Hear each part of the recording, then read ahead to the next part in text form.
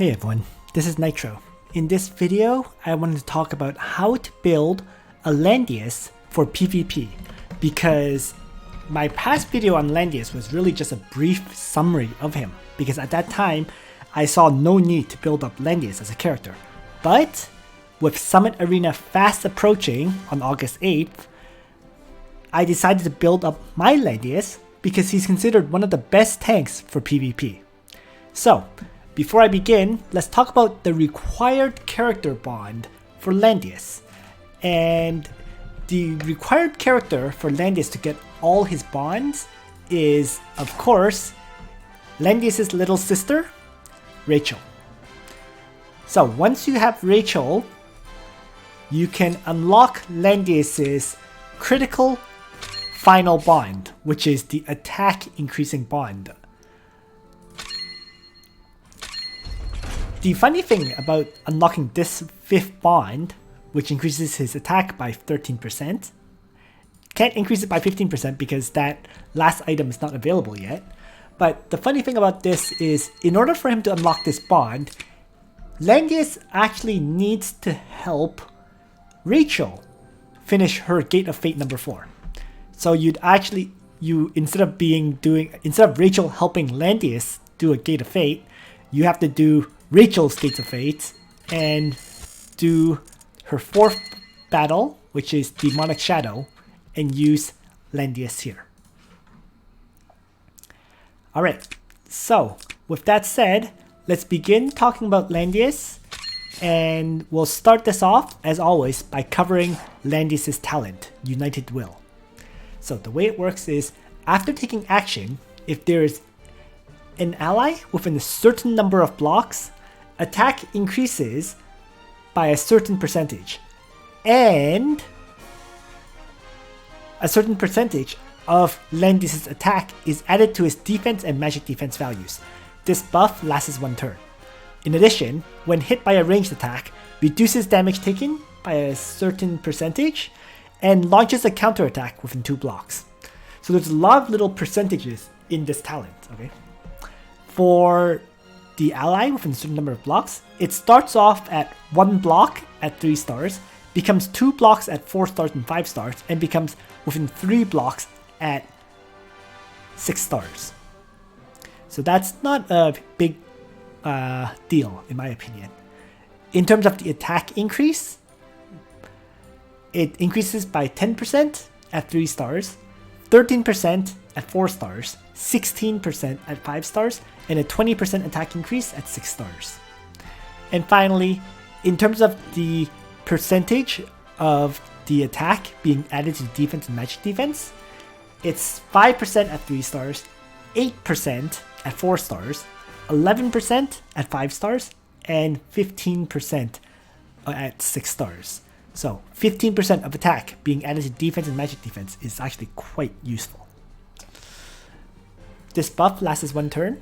And finally, with regards to when hit by ranged attack, the damage reduction is 10% at 3 stars, 13% at 4 stars, 16% at 5 stars, and 20% at 6 stars. So it's I guess in very many ways it's more incremental boosts. Okay, having a Landius at 4 stars is generally considered enough. You know, it's nice if you can get him up to 5 stars, of course, and even better if you can get him up to 6 stars. But Landius is one of those characters that is already usable at 4 stars. Although I generally recommend bringing him up to 5 stars if you can. You know, 100 shards is still reasonably grindable. It's the last 150 where it becomes truly troublesome, in my opinion anyways. So that is his talent. In terms of his classes, he gets 2 classes as a Lancer and 2 classes as Cavalry, right? And from the Lancer class, he gets Lance Phalanx, which is a fairly typical guard skill. And in the Grand Marshal class, he gets Iron Helmet, which I think is useless because when attacked with a ranged attack, 25% chance to reduce damage taken by 50%. He already has range damage reduction. I really never saw a need for additional range damage reduction, especially when it costs 2 points. But from the Grand Marshal class, the final skill is the most important one, Indomitable. It is a passive, which means skills that disable passives or even Peacemaker weapons can disable this effect. However, what it does is grants 20% hit points upon taking damage that would otherwise have been fatal, can be triggered once per battle. So it's just like Vargas' talent, except in a skill instead of as a talent. So there, as I said, there is one big drawback. If you're facing, let's say, Ulti Muller or multiple enemies who are carrying Peacemakers, they can disable Landius' passives, and if the passive is disabled, then he will not revive. Nonetheless, it's really considered his best 1-point skill. You know, a revival is clutch. So, other than his Grand Marshal class, from his Highlander class, he gets counterattack, takes physical damage for adjacent allies. When attacked, increases attack value by 12%. Not a bad skill. The only big flaw is, of course, it only has 1 guard range. And from his Royal Knight class, he gets his faction buff, Resplendent Legend, and Tranquility, which is a 2nd guard skill. Okay, Resplendent Legends has a nice secondary effect, right? What it does is damage increased by 15% when not battling units over which you have a class advantage. So basically, as long as Landius, if he's in his cavalry class, he's not fighting infantry characters, he will do 15% additional damage to all other enemies. You know, given Landius already counters infantry characters, you know, that's not a big demerit there. As for Landius' guard skill, Tranquility, it's great. Okay, it bears all attacks for allies within 1 block, just like any other guard skill. But in addition to that, there's also a command factor. Okay, command. Friendly units within 2 blocks are 30% less likely to be critically hit, and also take 15% less range damage. So Landius, just by standing there, as long as allies are within 2 blocks, they will be less likely to be crit hit. They'll take less ranged attack damage. It's a huge bonus to have. And in addition to that, when Tranquility is active, so you use the skill, the guard range is of course increased to 2, and command range is increased to 3. So just a great guard skill. So ultimately, what is his best skill combo? And it's what you see right here. Landius will faction buff up himself, he'll bring Tranquility, and he'll bring the revival skill. And one important thing that I should mention about Landius is his talent, right?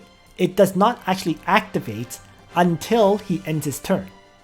So you generally want to actually move Landius first so that he has that United Will buff, increasing his defense values and magic defense value, increasing his attack, and so on.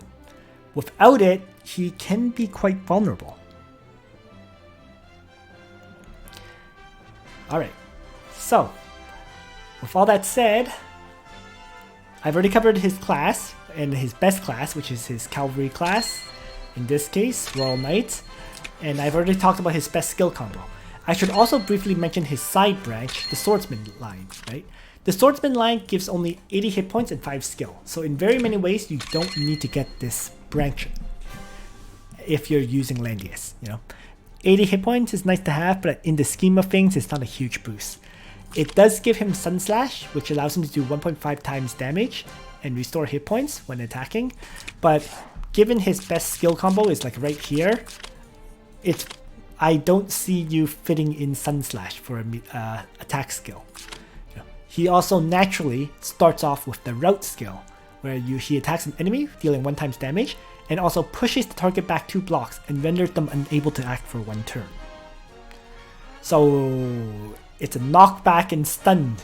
That's what route does. So he already has quite a decent attack skill if you were ever to bring it. So that's why Sun Slash, I see it as not really a useful skill for Landius overall, all things considered. Alright, so at this point, let's talk about his soldiers, right? And the very first thing I should mention is the soldiers he gets from the training ground. He gets 3. The first one is the Royal Cavalry unit. The second one is Dark Guards, an infantry unit. And then the third one is Heavy Centurion, a Lancer class unit. In terms of his soldier bonds, the hero boost, okay? Well, it starts off at 10% hit points, 10% attack, and 10% defense. His soldier boost boosts both attack and defense values. So you end up with what you see here. Sorry, his third soldier bond, his third hero bond, which is boosts his soldiers, boosts his attack and defense. So he ends up with the values you see right here. 20% hit point increase, 35% attack increase, 35% defense increase, and a mere 10% magic defense increase.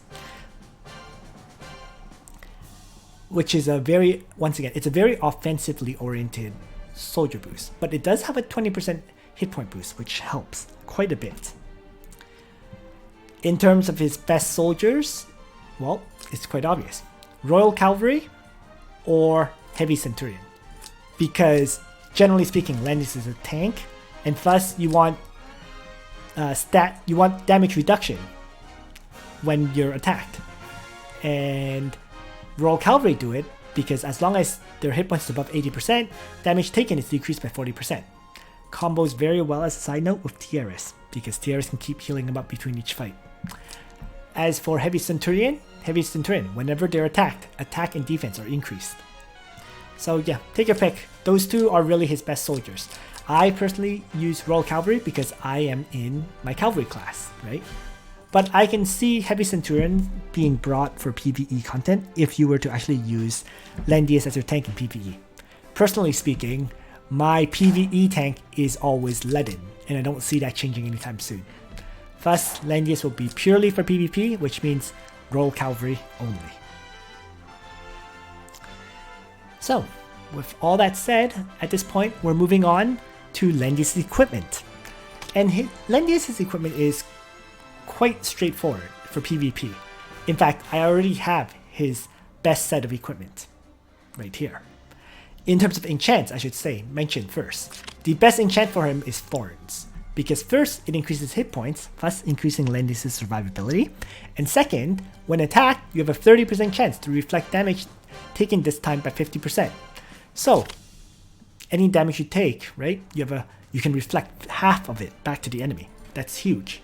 Especially comboed with the amount of attack that Landius should have, he could definitely one-shot his attackers if Thorns triggers, along with the high attack value that he has.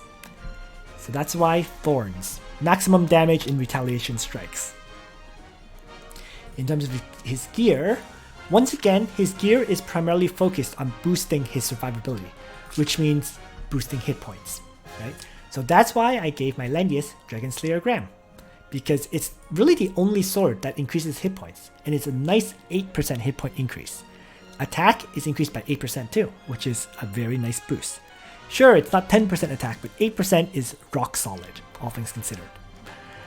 In terms of the enchant on the weapon, you truly actually want plus 15% attack here, and then a second plus attack value.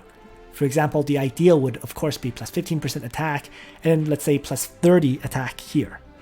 But realistically, you'd probably be aiming for something like plus 15% attack, and then maybe it's like plus 20 attack. That would be the realistic value to get. You can see I'm nowhere near close to that. I'm missing 4% attack here, and I'm missing a whole 20 to 30 attack. So I will have to re-roll this Thorns enchant quite a bit in hopes of getting that. Next, Mirror Armor. And the reason for Mirror Armor is simple. It increases hit points and defense, but most importantly, before attacked with a melee attack, deals fixed damage to the enemy, and it's equal to 1.5 times the hero's defense value. The reason for Mirror Armor is simply to counter Last Rites. Anyone who carries Last Rites and attacks you will lose the Last Rites effect before combat begins. For the roll, the enchant, the ideal enchant would be 5% attack, 15% defense, and 15% hit points. Realistically, rolling that is nearly impossible. I would say settle for plus 15% defense and plus 15% attack, if you get that, of course. But generally speaking, try to get defense and hit points, and if you can get some attack value, it would be nice to get. Once again, this is not anywhere near close to a final enchant. I have to re-roll this one too. But it just shows what I'm rolling for. So the reason I say you get 15% defense, 15% hit points is simply A, Landius' survivability, and B, while 5% attack would be nice, and it would also, part of that would be boosting Landius' defense and magic defense value. When it's only 20% of your attack going into defense and magic defense, that 5% ends up being providing 1% defense and 1% magic defense increase, which is really nothing. You're better off getting that, getting a whole 15% defense and magic defense increase than, in my opinion, 5% attack. Aeneas' Helmet, for the same reason as really Dragon Slayer Graham. It increases 10% hit points and 5% defense, increasing Landius' survivability. In terms of the enchant roll, you want pretty much the exact same thing as the mirror armor. That would be the ideal, if you can get it. And finally, for the accessory, of course, it's the Overlord's Badge. On Landius, it's a perfect item. It increases attack and hit points, survivability and damage. And the damage increasing attack also increases his defense and magic defense, right? In terms of the enchant, what you probably want is 10% attack for sure, and then you can be a bit flexible for the other two stats. You can get plus attack value, that would be fine. Plus hit point percentage would be great. Plus defense percentage would be great. But what you really want for sure is plus attack percentage, and maybe plus hit point percentage. And the last stat can be kind of flexible, whatever you get. So you can see, I don't particularly like to focus on getting any kind of magic defense increase to my Landius, and that's because he already gets a magic ranged attack damage reduction, right? So increasing his magic defense is almost overkill, at least that's my opinion. You're more likely to take multiple melee attacks with Landius, and thus increasing defense would be nice. But increasing hit points, which protects against both magic attacks and melee attacks, would be the optimal stat for Landius in general. So, the main reason for Overlord's Badge ultimately though, in addition, is because it grants the immunity to defense and magic defense reduction, attack and int reduction, as well as mobility reduction.